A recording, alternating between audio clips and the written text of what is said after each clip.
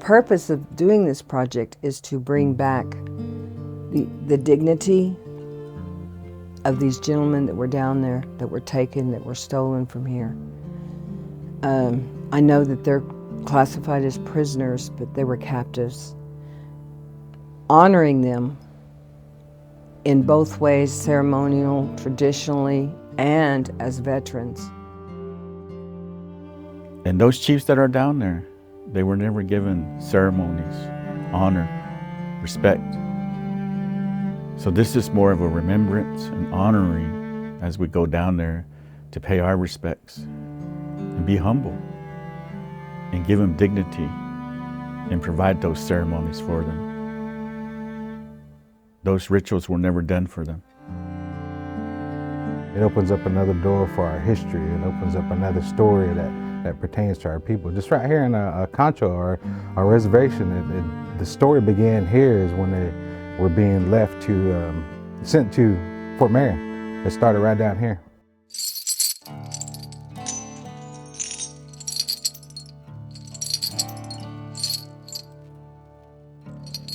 "33 Cheyenne and one woman and 2 Arapahoes.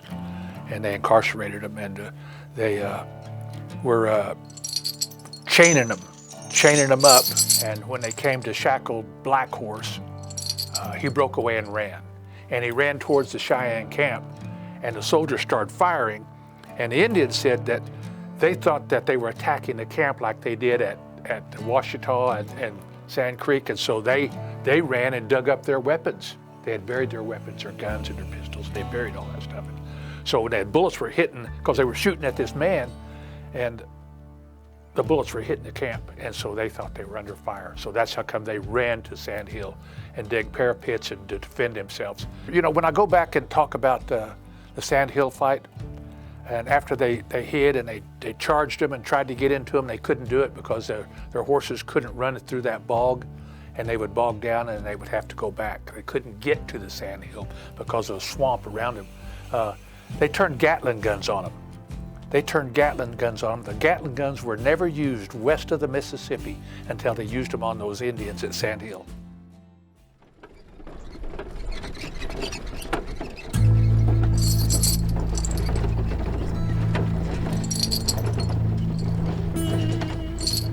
The prisoners left Fort Sill by wagon and traveled 165 miles to Caddo, which was the nearest railroad.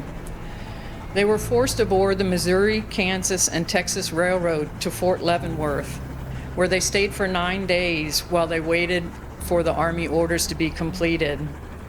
Then they took the Missouri Pacific Railroad from Fort Leavenworth through St. Louis, Indianapolis, and to Louisville.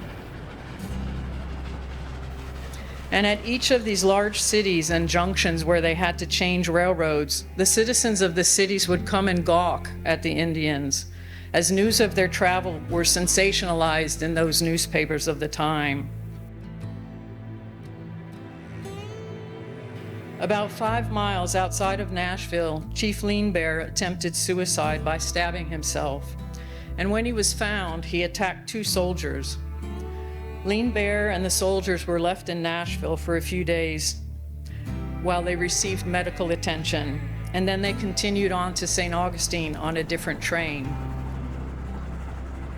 The group traveled on through Atlanta, Macon, and Jessup, Georgia, constantly changing rail lines on what must have felt like an endless journey. And in northern Florida, the trip once again turned deadly.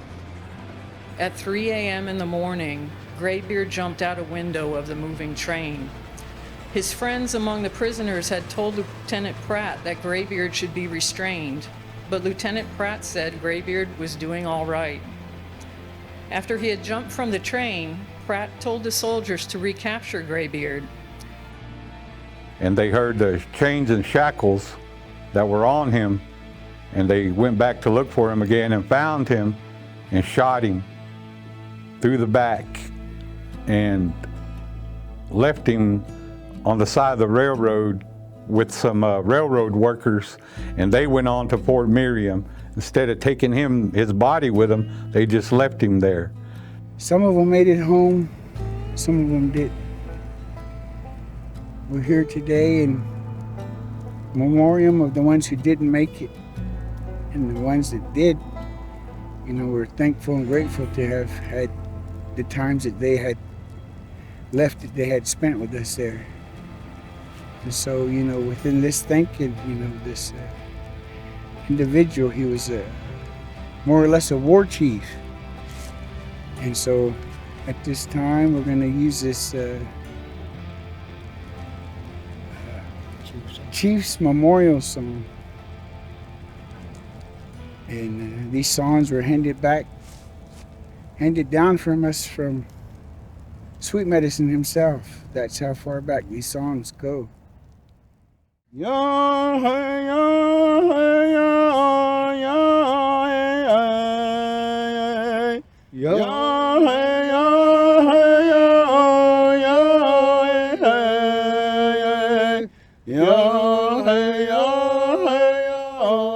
only right that we come here and we honor him and we memorialize him for his efforts and his bravery and what he tried to do for our forefathers and what he tried to do for the future of the tribe.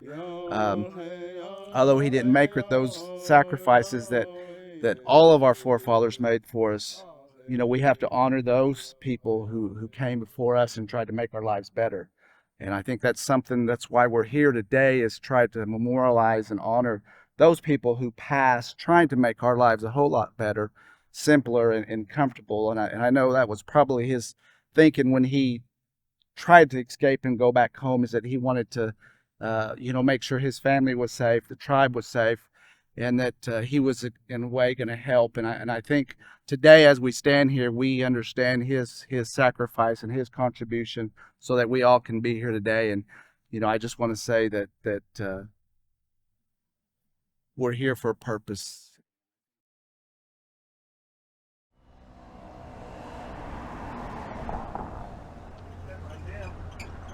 Sometimes referred to as the nation's oldest city, St. Augustine, Florida, was founded in 1565. And every year, its Old Town district welcomes millions of visitors from all over the country.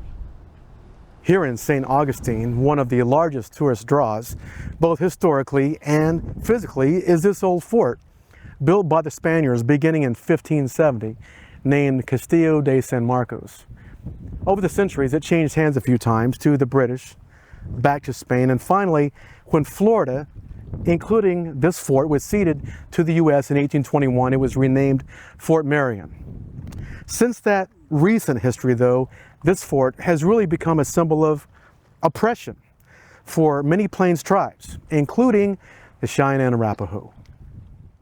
The largest part of this fort's history was Spanish occupation.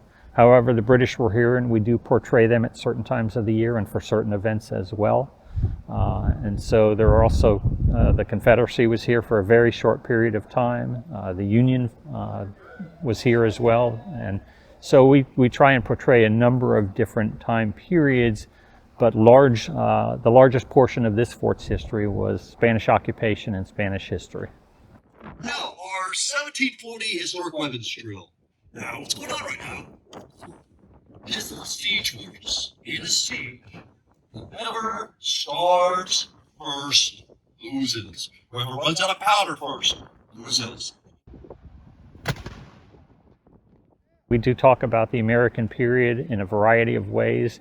The incarcerations of the Plains Indians here, the Seminoles, those are all talked about in various handouts and at various times of the year, as well as some of our interpretive displays that we have here inside the structure. It didn't surprise me that it was a small part. I was actually pleasantly surprised that they had as much information in regards to Native Americans as they do. So I'm thankful that the National Park Service recognizes the prejudice that was exhibited to the Native Americans at the time. While you were there, did you learn anything about Native American captives there? No, we did not. No.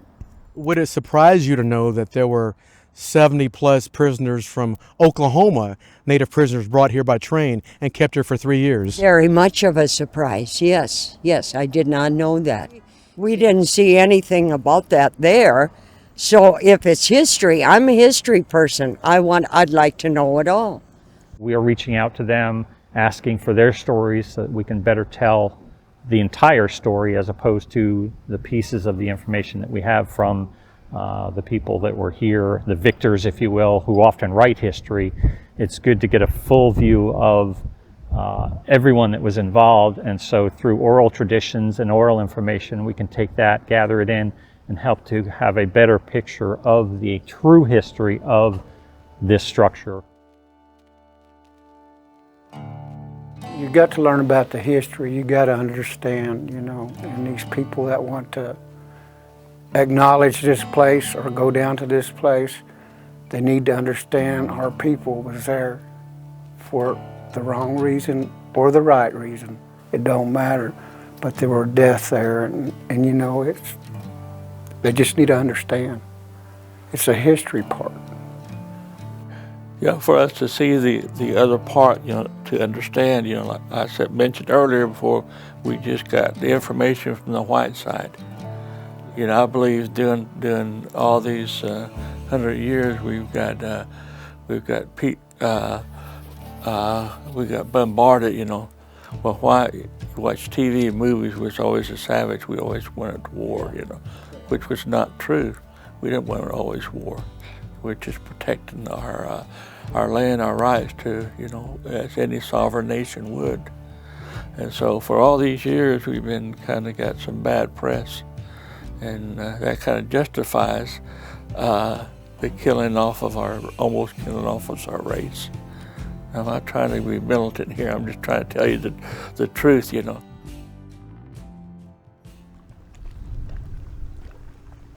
This project that we've been working on with the Cheyenne and Arapaho Tribes of Oklahoma has been 5 years in the works to bring us to where we are today, to help remember this important history and for us to learn from the tribal perspectives of what those imprisonments meant historically, but also what it means today. There was no trial. There was no hearing.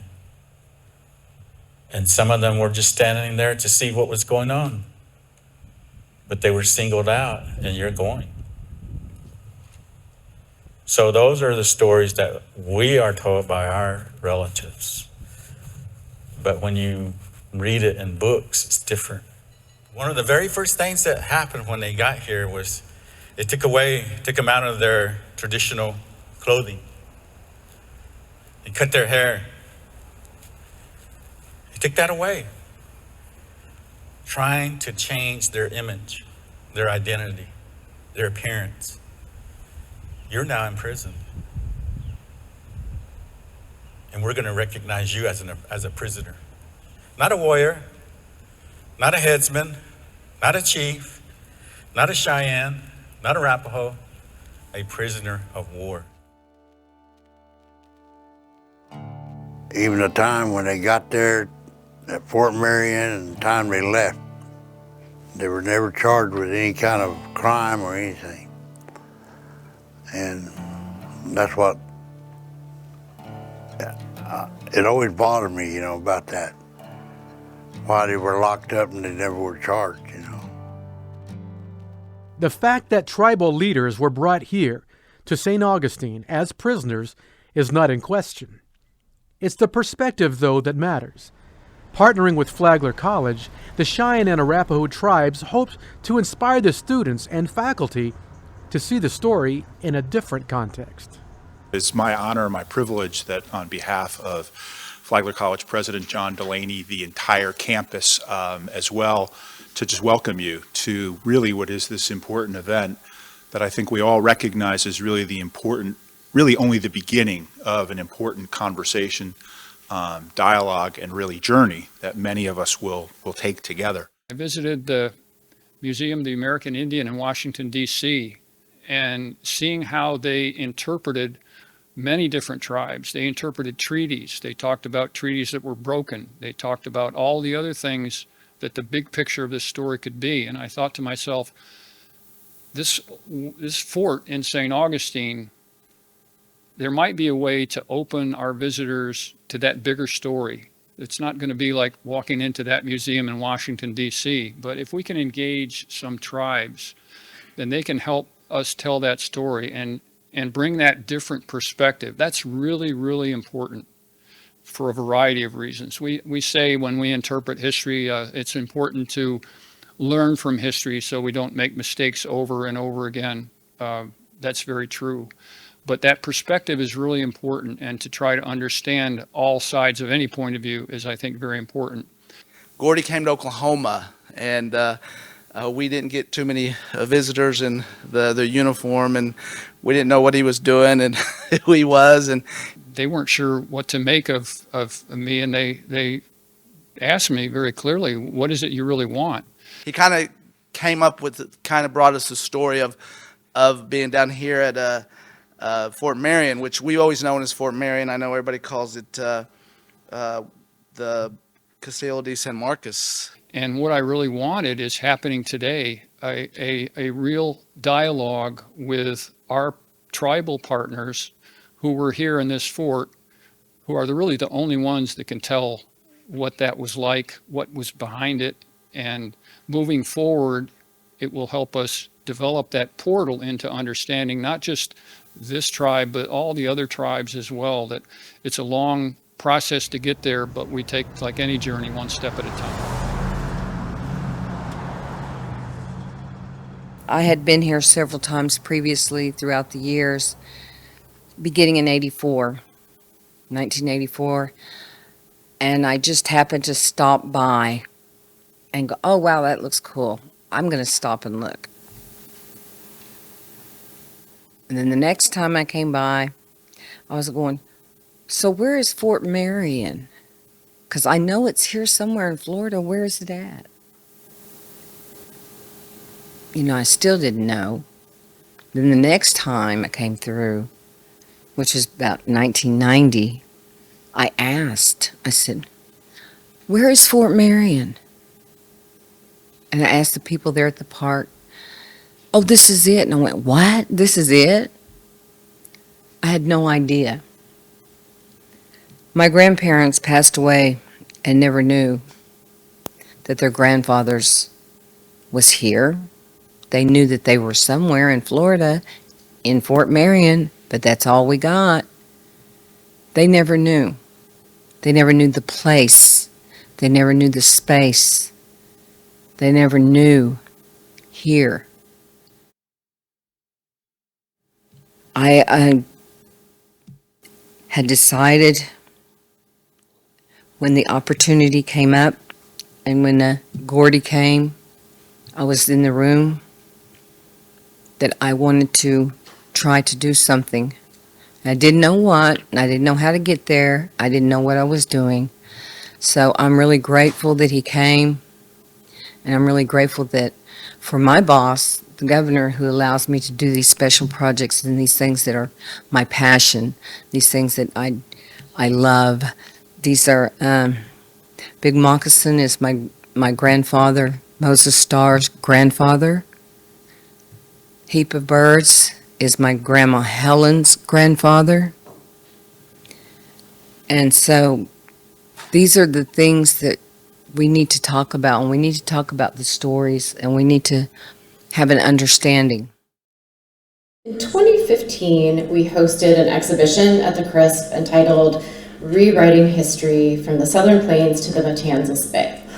This exhibition was co-curated by Emily Arthur, John Hitchcock, and Marwin Begay, and the curators asked 72 artists, both native and non-native, to interpret the ledger drawings made by the Cheyenne, Arapaho, Kiowa, Caddo, and Comanche prisoners at Fort Marion from 1875 to 1878. The artworks included were not only thoughtfully made and wonderful pieces, examples of contemporary art, but some of the works in particular made by descendants of the prisoners, such as Edgar Heap of Birds and John Hitchcock, who's Kiowa, also acted as a lens into a deeply personal and intergenerational cultural experience. This experience of being torn away from one's family and taken to an utterly foreign place where the assimilation that began as an experimental project by Richard Henry Pratt that was later institutionalized as the Indian boarding school system, and just the reproductions that are still felt within tribal communities today. Suffice it to say, this was an incredibly educational experience for me, and it has stuck with me since then. I chose to study this style of art because I felt a lot of meaning going into what they were expressing. And it wasn't just physical, it was spiritual. And their intent was to express their feelings, to draw their emotions, and things that they faced while they were exiled here and imprisoned.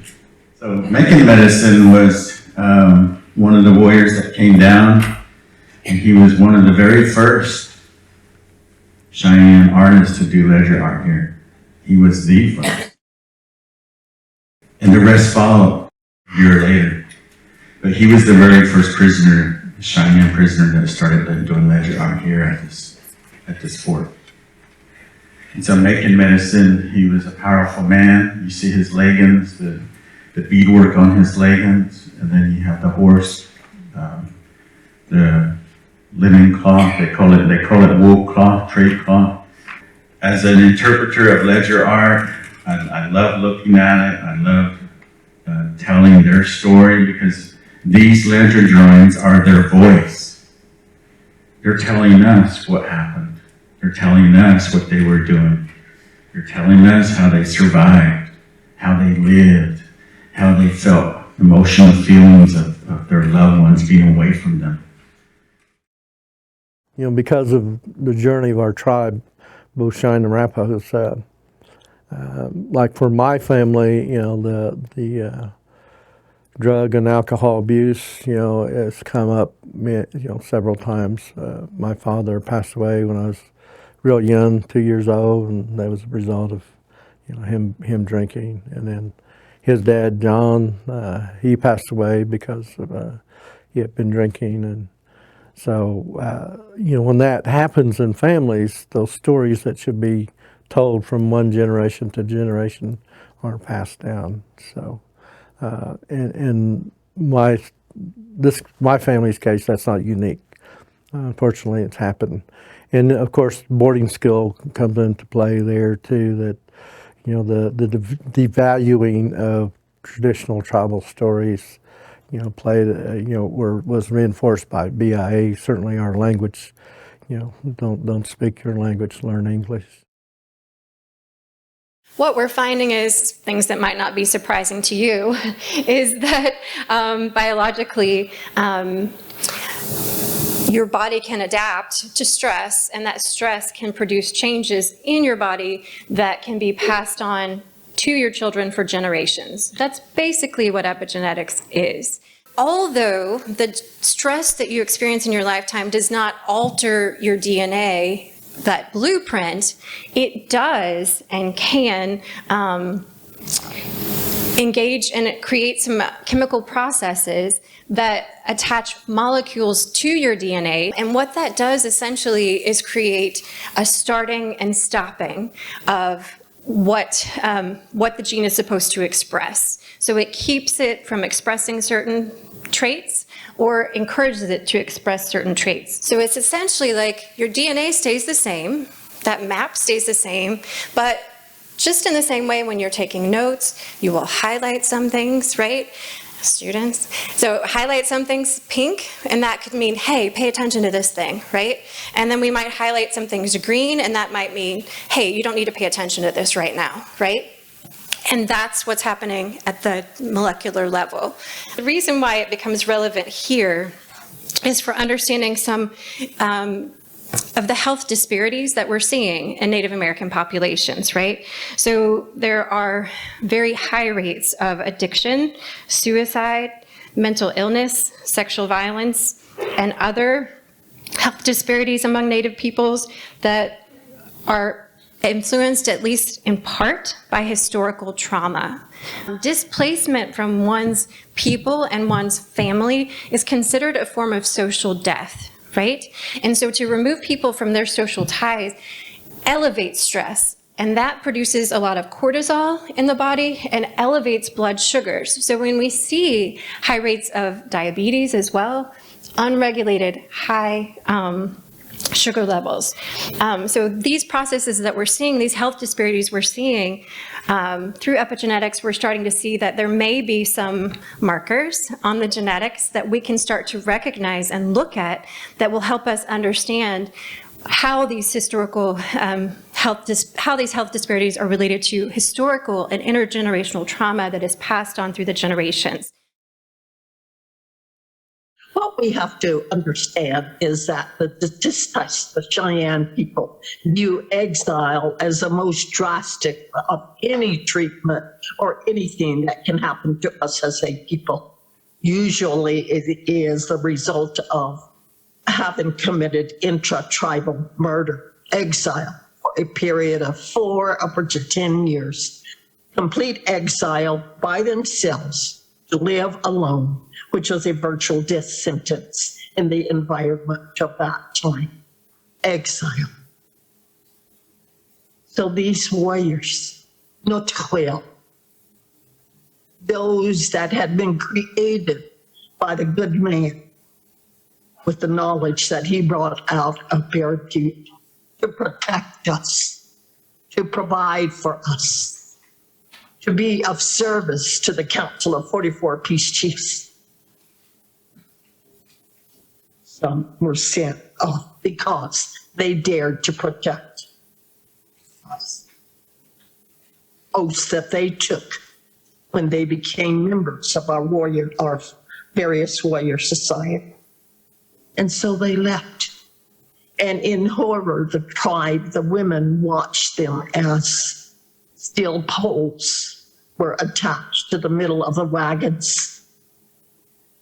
And those soldiers were put in shackles, their arms and legs shackled to the poles that ran down the middle of those wagons.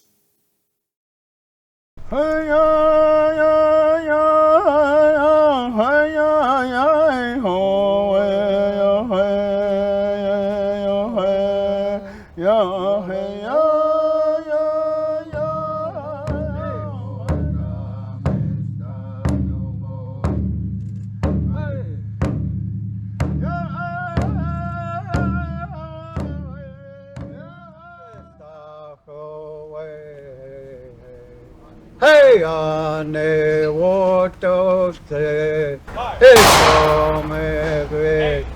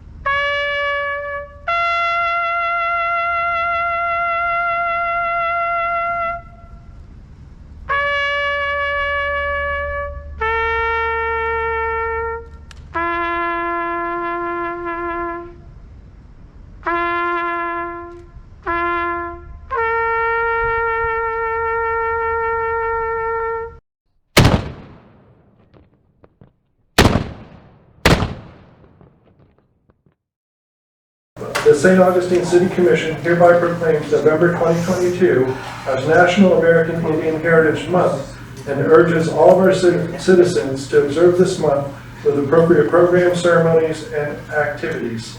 And I just want to thank you so much for being so welcoming and allowing us to come here and to do the things that we need to do. On behalf of the city, let me present you with a copy of the proclamation and wish you all the best during this time. Thank you. So, thank you.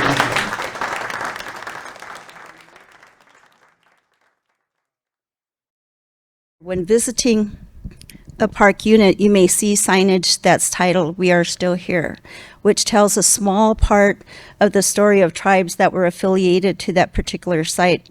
But we, as the National Park Service, has failed in telling the full and complete stories of the 574 federally recognized tribes, as well as those of tribes who have yet to attain federal acknowledgement, but who are still connected to place.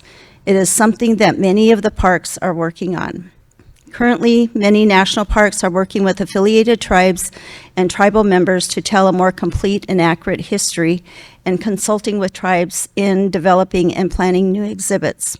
These exhibits will directly incorporate tribal voices, showcase important indigenous connections, encourage visitors to see the parks not only as a beautiful natural setting, but also as a place where Native peoples hold strong historical and contemporary connections.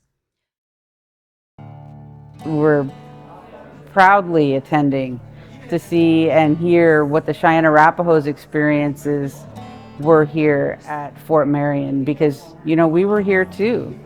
And listening to what your experiences were here, to what Cheyenne and Arapaho went through at Fort Marion, is going to allow us to tell our story in a better way.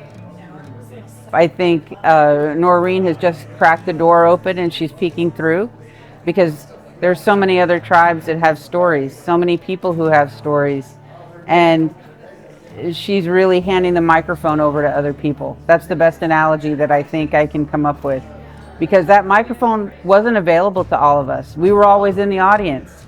You know, we were window dressing.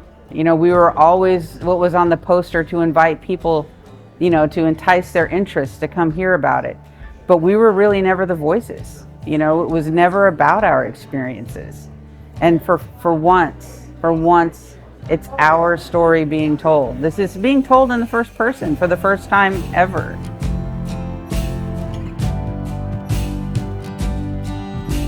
Every story has more than one side.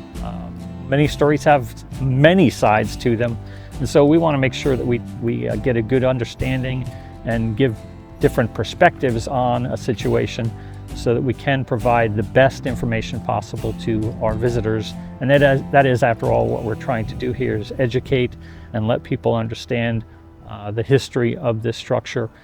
It's not all wonderful, and it's okay to be able to tell that. We want to be able to tell the full story.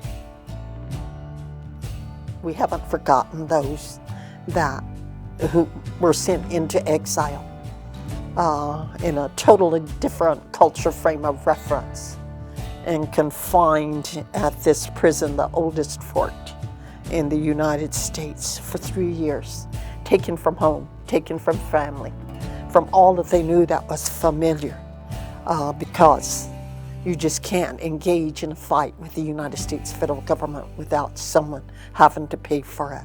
And these Fort Marion prisoners, all 72 of them, included in one woman,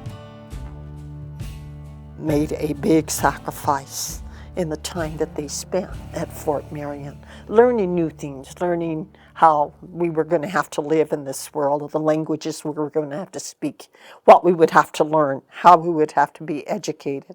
But they clung tenaciously to their ways of life by the ledger art that they produced, and the ledger art is still available for us to see. So that is probably the greatest contribution that came out of this 3-year experiment.